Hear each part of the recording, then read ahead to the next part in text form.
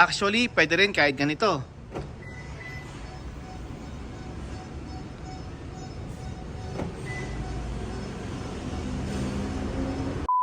Kamusta mga kabibib? Sa video na ito ay ipapakita lang natin ang Toyota Smart Entry or tinatawag din nilang keyless entry. Napakadali lang po nito. Dito po sa may doorknob ng driver's side ay may makikita po tayong dalawang guhit.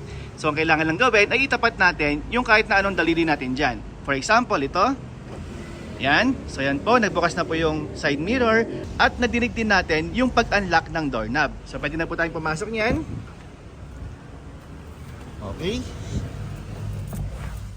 Pagkasara, pwede na po natin apakan yung brake, hold, and then click na po natin yung engine start button. So ganyan lang po kasimple. Wala pang 1 minute ay bukas na po ang ating engine. Bukas na rin po ang ating aircon at ready to go na rin po tayo. Sa pagpatay naman po ng makina ay napakasimple lang din. Kapag nakapark ka na, kiklik lang po natin itong engine stop button. Ayan. So ganyan lang po kasimple. Pwede na po tayong lumabas. And then sa pagsara naman or pag-lock ng ating sasakyan, itatapat lang ulit natin yung ating daliri. Yan. So nakalock na po yan. Pwede nating itry. Yan, nakalock na po. Nakalock na po.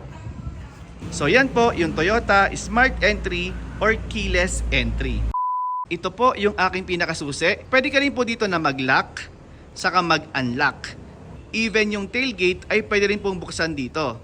Pero dahil meron tayong keyless feature, ay okay lang po kahit na ito ay nasa bulsa na lamang.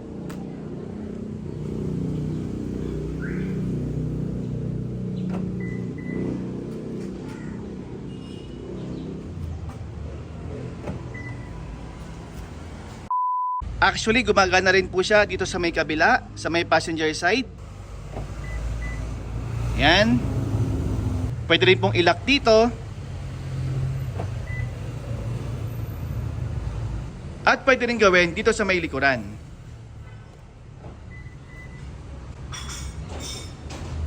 Pero sa pagbukas lang po yon.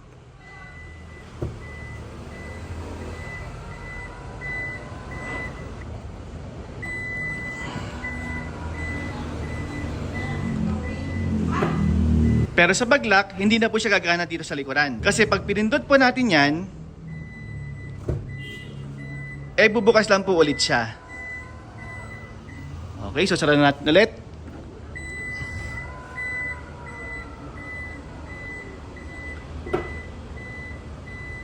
So para mag-lock, punta lang ulit dito sa harapan. Yan. Dito po sa may side ay wala pong sensor, kaya hindi po gagana dito yung keyless feature.